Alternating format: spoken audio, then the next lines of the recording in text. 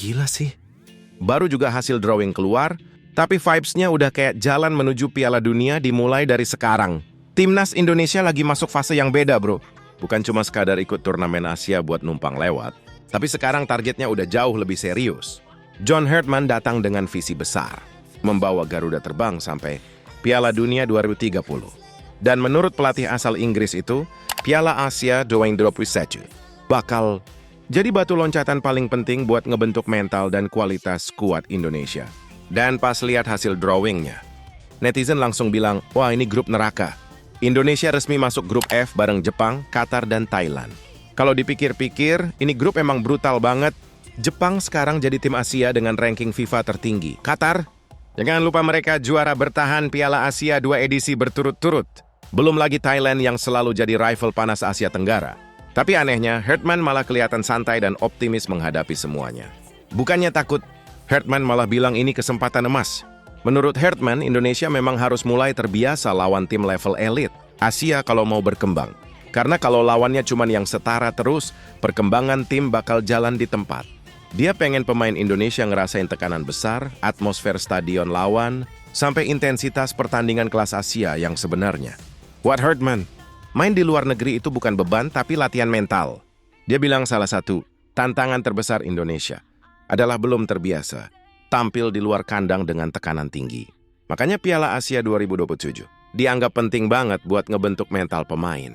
Herdman pengen Rizky Ridho dan kawan-kawan mulai nyaman bermain di situasi sulit, bukan cuma jago saat main di depan puluhan ribu supporter sendiri.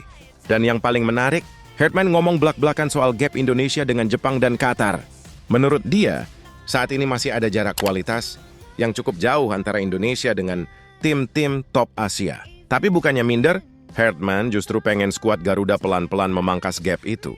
Karena kalau Indonesia serius mau lolos ke Piala Dunia 2030, lawan-lawan seperti Jepang dan Qatar harus mulai bisa diimbangi. Intinya satu, Indonesia nggak boleh puas cuma jadi tim kuda hitam. Herdman pengen timnas, Indonesia naik level jadi tim yang benar-benar ditakuti di Asia. Bukan lagi sekadar bikin kejutan 1-2 pertandingan, tapi konsisten tampil kompetitif.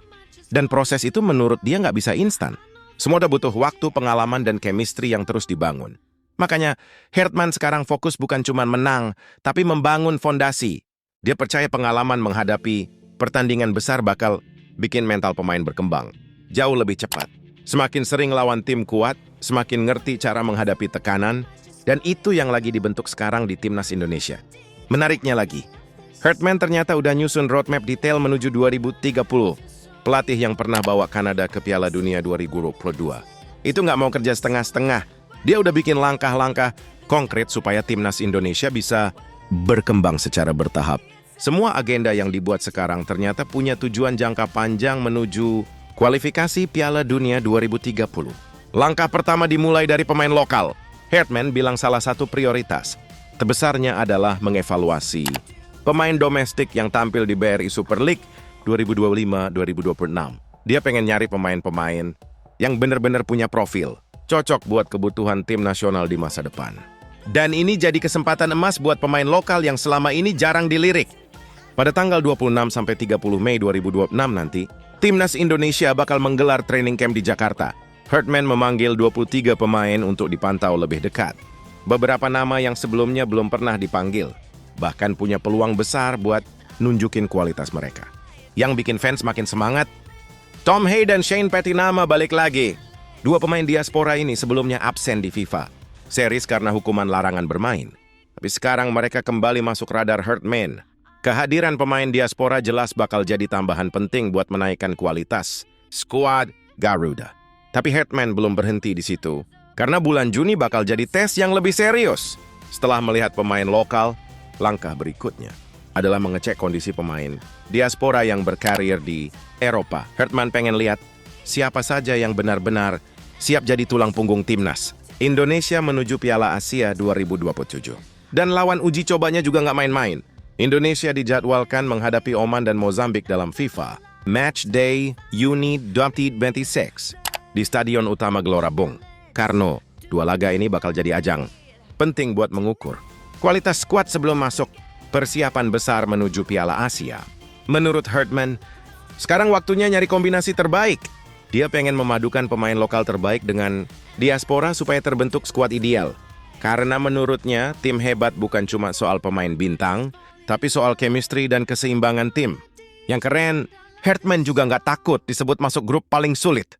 Banyak orang langsung bilang grup F adalah grup neraka. Tapi Hartman justru melihatnya sebagai peluang besar. Dia percaya pertandingan. Melawan tim top bakal jadi pengalaman. Mahal buat perkembangan Indonesia. Dan khusus lawan Jepang, Hartman pengen Indonesia tampil tanpa rasa takut. Dia sadar Jepang adalah favorit kuat. Tapi justru di situ Indonesia bisa bermain lebih lepas sebagai underdog. Kadang tim underdog justru lebih berbahaya karena nggak punya tekanan sebesar lawannya. Kalau lawan Qatar, Hartman bilang Indonesia harus tampil sempurna. Qatar bukan tim sembarangan. Mereka punya pengalaman kualitas individu dan mental juara. Jadi Indonesia harus mengeluarkan performa terbaik kalau mau mencuri poin dari mereka. Sementara lawan Thailand, ini bukan cuma soal sepak bola, tapi harga diri ASEAN. Thailand selama ini dianggap raja Asia Tenggara. Jadi duel melawan mereka bakal penuh gengsi. Hartman pengen pemain Indonesia tampil dengan semangat juang dan determinasi tinggi buat membuktikan Garuda sekarang sudah naik level. Yang paling menarik, Hartman punya pendekatan berbeda di tiap pertandingan. Menurut dia, setiap lawan punya tantangan unik. Cara menghadapi Jepang tentu beda dengan Qatar atau Thailand. Makanya dia nggak mau pemain melihat semua pertandingan sebagai tekanan besar, tapi sebagai kesempatan besar buat berkembang. Dan disinilah mental juara mulai dibentuk. Hartman pengen para pemain terbiasa menghadapi momen-momen besar. Karena kalau suatu hari Indonesia benar-benar lolos ke Piala Dunia, tekanan yang dihadapi bakal jauh lebih gila dibanding sekarang. Jadi sebenarnya, target Hartman bukan cuma Piala Asia. Piala Asia 2021 hanyalah bagian dari perjalanan panjang menuju mimpi yang lebih besar. Semua latihan FIFA Matchday sampai evaluasi pemain sekarang diarahkan buat satu tujuan, membawa Indonesia bersaing di level dunia. Dan jujur aja, sekarang aura timnas Indonesia memang terasa beda. Dulu mungkin fans cuma berharap Indonesia bisa lolos fase grup.